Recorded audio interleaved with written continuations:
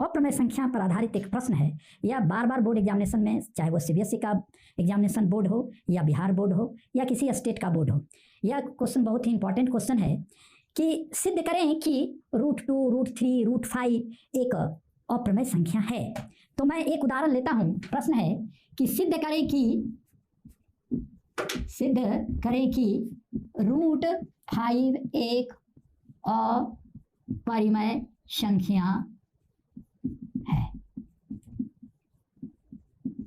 ये अब जब हम प्रमेय संख्या की बारे में जब चर्चा करते हैं तो दशमलव विस्तार में होता है, टर्मिनेटिंग, नॉन टर्मिनेटिंग, उसकी जो चर्चा होती है तो उसका जब हम वैल्यू निकालते हैं, है ना, तो किसी किसी का टर्मिनेटिंग भी होता है, किसी किसी का नॉन टर्मिनेटिंग होता है।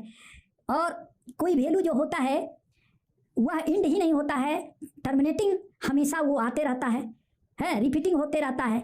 और वह रिपीटिंग जो नॉन टर्मिनेटिंग है दशमलव, उसमें हम देखते हैं कि यदि √5 का जब हम वैल्यू निकालते हैं तो वह वैल्यू क्या हो सकता है, वह वैल्यू 2 के स्क्वायर जो हो करेंगे तो यह जो होगा 5 से 2 का स्क्वायर जब हम करते हैं तो 5 से यह वैल्यू क्या होता है, कम होता है। और यह 3 के स्क्वायर से क्या होता है, कम होता है 5। सो डेट इज ये जो वैल्यू होता है 3 का स्क्वायर करेंगे तो 5 के वैल्यू से हम बड़ा होगा।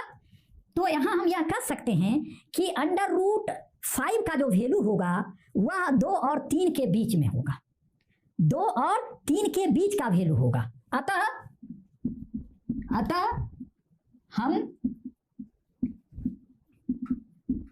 हम कह सकते हैं कि √5 का मान जो होगा, मान 2 और 3 के बीच होगा क्योंकि जब इसका हम स्क्वायर करते हैं 2 का तो वह वैल्यू होता है 4, तो 4 जो होता है वह 5 से छोटा है। और जब हम 3 का स्क्वायर करते हैं तो उसका वैल्यू होता है 9 जो कि 5 से अधिक है। ये कॉन्सेप्ट है क्योंकि ये वैल्यू ज्ञात करने के लिए इसकी कोई आवश्यकता नहीं है, लेकिन हम ये जान लिए कि वो एक्चुअल √5 का जो वैल्यू होगा वह 2 और 3 के बीच का वैल्यू होगा, वह 4 से कम होगा, 3 से अधिक होगा।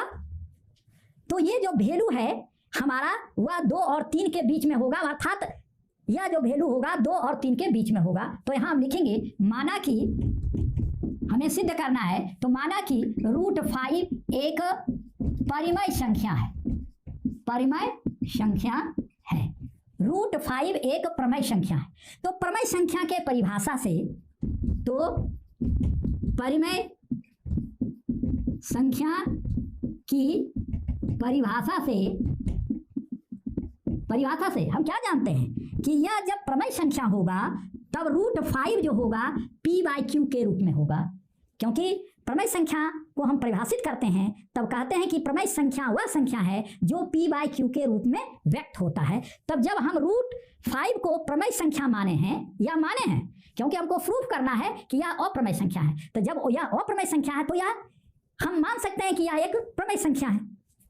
तो यह जब माने कि यह एक प्रमेय संख्या है तो यह इसके बराबर होगा जहां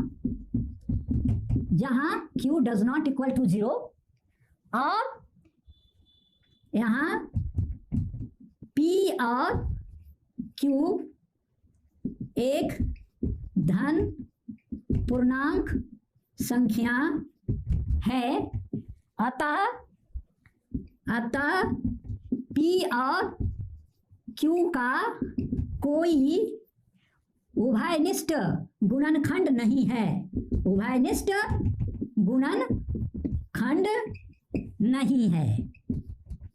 इसका कोई भी उभयनिष्ठ गुणनखंड, कहने का मतलब p का जब हम गुणनखंड करते हैं या q का गुणनखंड करेंगे तो उसमें उसका जो गुणनखंड, जो दोनों उभयनिष्ठ गुणनखंड का मीनिंग होता है कि वह गुणनखंड जो दोनों में शामिल हो। तो यहाँ जो होगा p और q का जो गुणनखंड होगा वह दोनों आपस में उभयनिष्ठ नहीं होगा।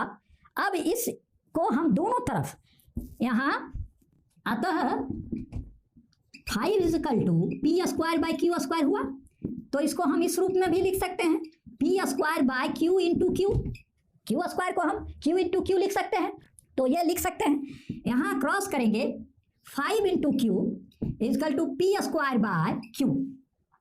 तो यहाँ p P square by Q equal to 5q, तो 5q एक पूर्णांक संख्या है और पी स्क्वायर बाय क्यू जो है यह भिन्न की संख्या है।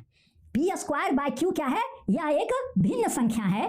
इसमें p का गुणनखंड जब करेंगे तो p इंटू पी है, तो p का और q का दोनों का उभयनिष्ठ गुणनखंड यहाँ पर नहीं प्राप्त हो रहा है, तो यह एक भिन्न संख्या है। भिन्न संख्या कभी भी पूर्ण संख्या के, पूर्णांक संख्या के, भिन्न संख्या कभी भी पूर्णांक संख्या के बराबर नहीं होता है। तो हम जब भी पूर्णांक की बात करते हैं तो प्रमेय संख्या पूर्णांक संख्या में व्यक्त किया जाता है, लेकिन अप्रमेय संख्या वह पूर्णांक संख्या में नहीं होता है। अर्थात जब पूर्ण संख्या है और यह पी स्क्वायर बाय क्यू जो है वह क्या है? भिन्न संख्या है। सो डैट इज, तो p बाय क्यू जब यह भिन्न संख्या है, जो यह संभव नहीं है कि भिन्न संख्या पूर्णांक संख्या के बराबर होगा। अर्थात यह मान्यता हमारा गलत होगा कि √5 प्रमेय संख्या है या √5 एक, अतः √5 एक अप्रमेय संख्या होगा। हमने जब दोनों तरफ वर्ग किया तो यह एक समीकरण हमें प्राप्त हुआ।